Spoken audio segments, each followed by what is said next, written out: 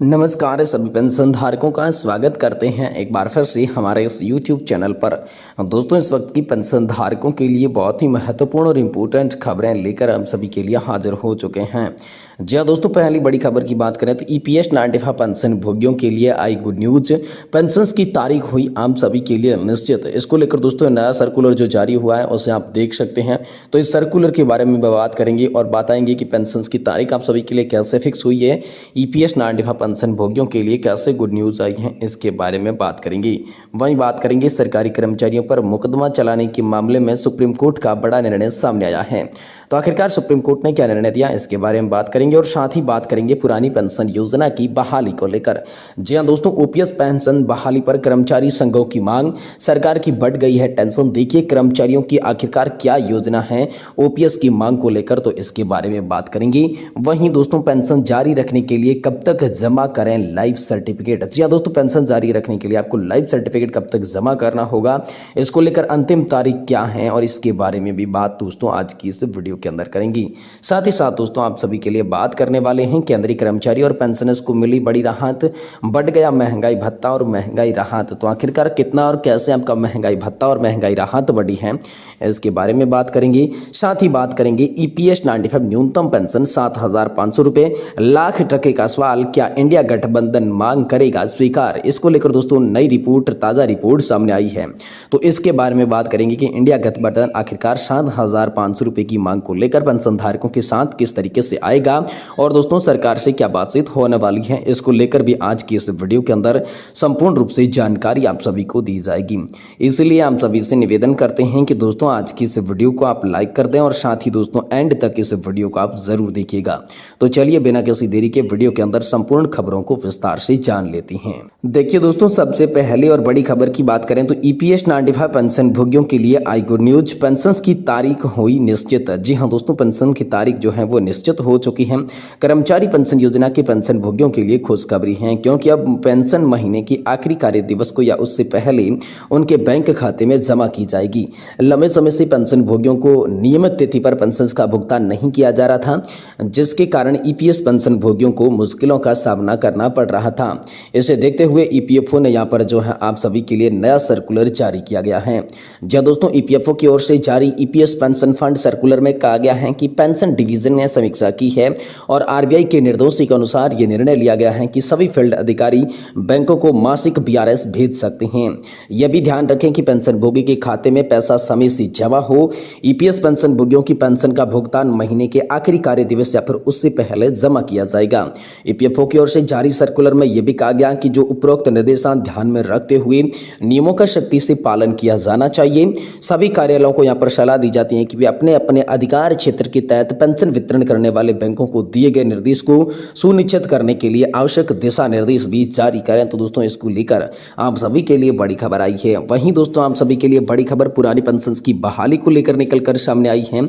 OPS pension बहाली पर कर्मचारी संघों की मांग, सरकार की बढ़ गई है टेंशन। देखिए कर्मचारी पेंशन योजना से जुड़ा नया अपडेट क्या आया है। दोस्तों भारत के यहाँ पर जो है सरकारी कर्मचारियों के बीच, भारत सरकार और सरकारी कर्मचारियों के बीच पुरानी पेंशन योजना की बहाली की मांग एक तरफ फिर से जोर पकड़ चुकी है। नई पेंशन योजना मतलब नेशनल पेंशन सिस्टम लागू होने के बाद सरकारी कर्मचारियों का असंतोष बढ़ा।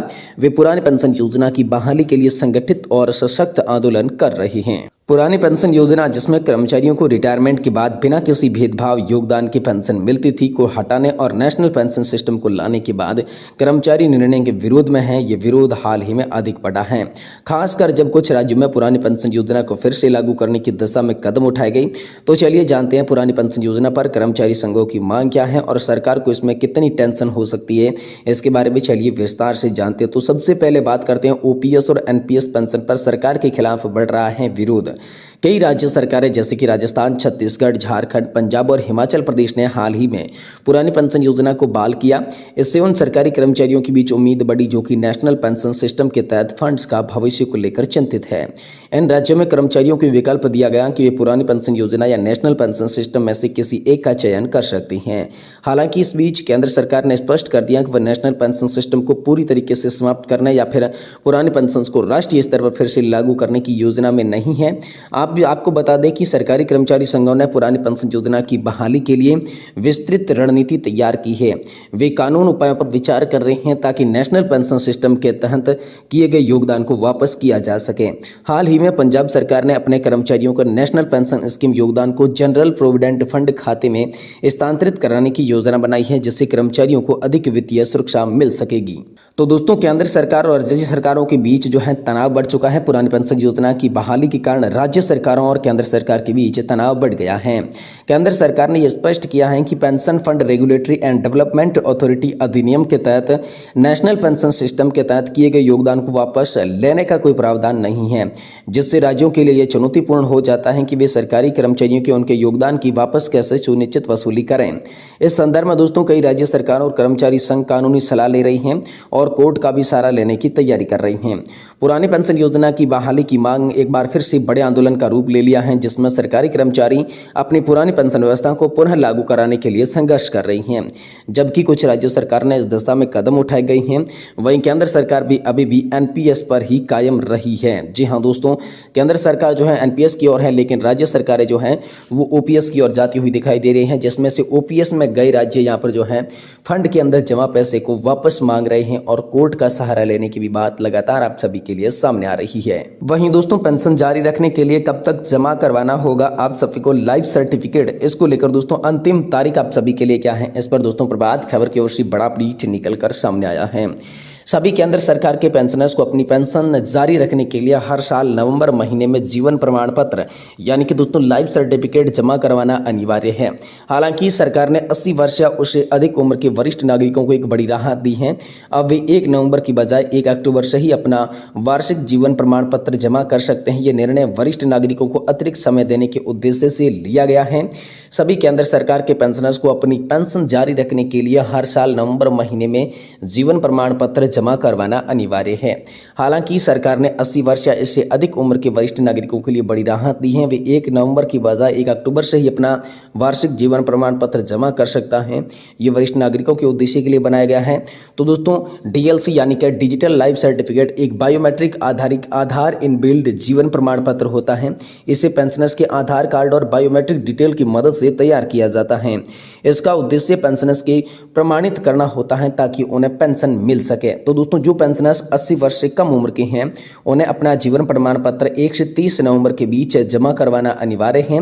इस प्रक्रिया के तहत उन्हें समय पर सर्टिफिकेट जमा करवाना होगा ताकि उनकी पेंशन में कोई रुकावट नहीं आए। जो पेंशनर्स 80 वर्ष या उससे अधिक उम्र के हैं वे 1 अक्टूबर से ही अपना जीवन प्रमाण पत्र जमा कर सकते हैं। इससे अधिक समय तक मिलेगा। वे अपनी सुविधा अनुसार बिना किसी भीड़ भाड़ में प्रमाण पत्र जो है वो जमा कर पाएंगे। ये दोस्तों सरकार ने खास सुविधा उन सभी के लिए कर दी है। तो दोस्तों, जीवन प्रमाण पत्र जमा न करने पर आप सभी के लिए क्या होता है, तो दोस्तों यदि पेंशनर्स नवंबर तक अपना वार्षिक जीवन प्रमाण पत्र जमा नहीं कराते हैं तो दिसंबर और उसके बाद के महीनों के लिए उसकी पेंशन रुक जाएगी। इसलिए समय पर जीवन प्रमाण पत्र जमा करना बेहद जरूरी है। जीवन प्रमाण पत्र जमा करने के लिए सरकार ने बायोमेट्रिक का माध्यम दिया है।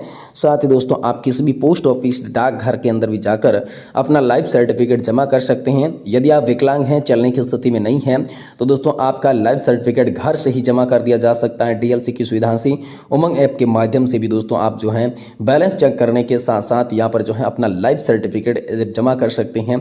ये दोस्तों बड़ी खबर हाल फिलहाल में आप सभी पेंशन धारकों के लिए निकल कर सामने आ रही है। दोस्तों, वीडियो की जानकारी अगर आपको अच्छी लगी है तो वीडियो को लाइक कर दें और हमारे चैनल को सब्सक्राइब जरूर करें।